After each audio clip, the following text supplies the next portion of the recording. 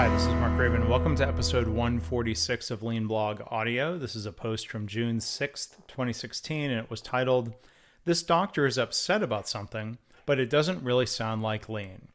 Now, earlier this year, we had some rantings from two doctors about lean that were published in the esteemed New England Journal of Medicine, except what they described didn't really sound like lean, as I wrote about in my blog, and you can also see Dr. John Toussaint's rebuttal in Health Affairs. If you want to see links to any of this, you can go to leanblog.org/audio146.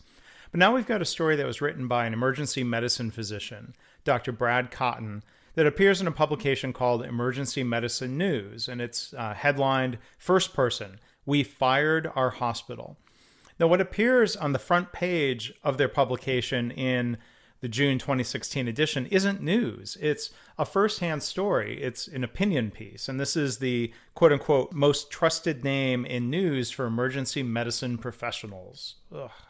In the article, Dr. Cotton describes the poor treatment he's received from a 40-year-old, 40-something internal lean consultant named Dean. Now, if what Dr. Cotton describes in his piece is true, I stand by him in his concerns. But there are things that I'll be critical of here, including his writing and his behavior. In the story, Dr. Cotton describes a typically hectic ED scene where he's 6 patients behind, and he spends some time talking to a patient's mom in an attempt to comfort her and explain the situation. It's a perfectly human and caring response. Then Dr. Cotton describes an interaction that I would hope would never happen. It's certainly not the way I would act as a lean consultant. He writes, quote, "And that's when Dean confronted me. He wasn't your patient. You're 6 patients behind." Dean was the hospital's MBA consultant for lean management, end of quote. It's hard for me to imagine that a lean consultant would be there getting upset at an ER doc about falling behind. I generally don't see people operating that way. I mean, would such behavior really rank high in the respect for people scale as part of the lean approach? Is that the right way to engage people in improvement? I mean, it does strike me that Dr. Cotton constantly refers to Dean as an MBA. I mean, that's probably a statement of fact, but it implies that Dr. Cotton doesn't respect MBAs, it seems, or maybe MBAs have treated him badly in the past. I mean, the tone of the whole piece seems to reflect a lot of distrust and disconnect between physicians and management, which would be sad to see, and it's unfortunately pretty common. Now, Dr. Cotton continues, quote, "Last week, I had embarrassed him in our department meeting by asking how applicable it was to take a process meant for assembly line production of cars and apply it to the very cognitive, very complex management of living human beings in the ED," end of quote. Now, is Dr. Cotton being respectful and trying to work with Dean? I mean, this comes up all the time, this question about the statement about how patients aren't cars, as I've written about before, but it's hardly embarrassing to have this pointed out. I mean, it's a valid concern. It's a teachable moment, if you will. Maybe it was in Dr. Cotton's tone that it came across badly here. I wonder if it wasn't Dr. Cotton who got embarrassed in that exchange. It's also telling that Dr. Cotton doesn't understand that manufacturing can also be very cognitive and very complex. I mean, it bothers me when people look down their noses at manufacturing when they've usually never set foot in a factory. I mean, is that respectful? Now, he writes, quote, "I had also asked Dean what they do when the line runs too fast and a scrap car is produced. Producing scrap was not an option for us, I had said," end of quote. So here, Dr. Cotton really exposes his ignorance about manufacturing. I mean, an assembly line runs at a steady pace. It's not possible to run the line too fast, really. I mean, that said, an assembly line is usually highly engineered to make sure each of the jobs for people is achievable within the cycle time or line rate. Healthcare overburdens people all the time, which, again, is sad. Factories, at least lean factories, don't do that. And there's not a scrap car produced. I mean, it's silly to think that a car is scrapped and thrown away. There's too much money involved.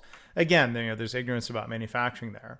What's more likely in a car factory is that some sort of defect is found, and it's not because people were having to work too fast. What happens in a car plant is that an employee, as we would say, pulls the andon cord to point out the problem or a defect.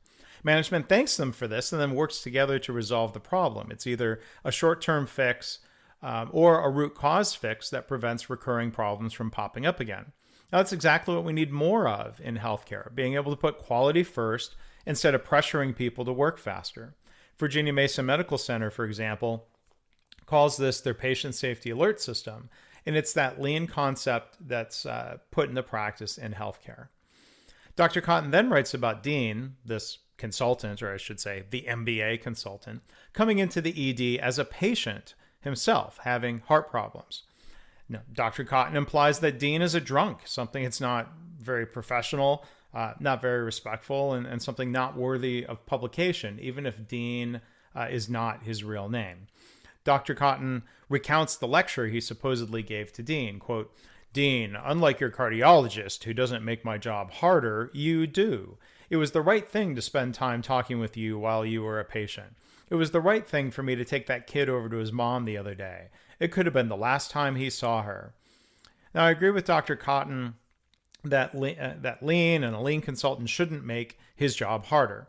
I agree, as do others in the lean community, that something that we might call loving care can be as important as the efficiency of care.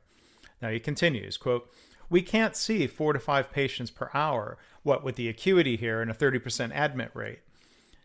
The emergency medicine literature says we can't. Too fast means mistakes, and I can't just scrap mistakes. Someone dies." Was Dean setting quality standards or speed rate standards that couldn't be achieved?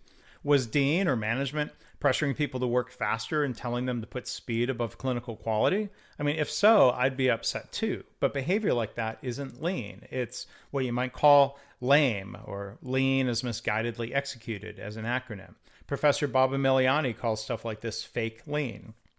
Now, Dr. Cotton and his colleagues felt disrespected, and I couldn't blame them for that. He writes about how his group of emergency physicians fired the hospital per his dramatic title and walked away because they didn't like the conditions. He concludes, quote, "Do we as a whole need to speak up and say there is a limit as to how much we can tolerate and still remain professionals? It is past time to take emergency medicine back from the deans, leans, and MBAs." I don't know what a lean is in terms of people, leans. But again, one of the core tenets of the Toyota Way management system and lean is respect for people. In the lean philosophy, we're supposed to work with people and not antagonize them. It makes me wonder what Dean's side of the story would be, though. Now, if consultants or MBAs or C-suiters, as he calls them, or I'm surprised Dr. Cotton didn't use the term suits. If the suits aren't treating doctors professionally, then that's not lean. As a Toyota executive told me earlier this year, if people are upset, it's not really lean. But maybe Dr. Cotton needs to think about respect, look in the mirror, and first heal himself. Does Dean as the consultant? So as a lean community, maybe we should reflect and ask questions such as, 1, do situations like this really happen? 2, if so, why? 3, what can we do about it? How can we pull the andon cord and prevent situations like this? So if you want to comment or, again, see the links to Dr. Cotton's article and other things I've mentioned here, go to leanblog.org/audio146.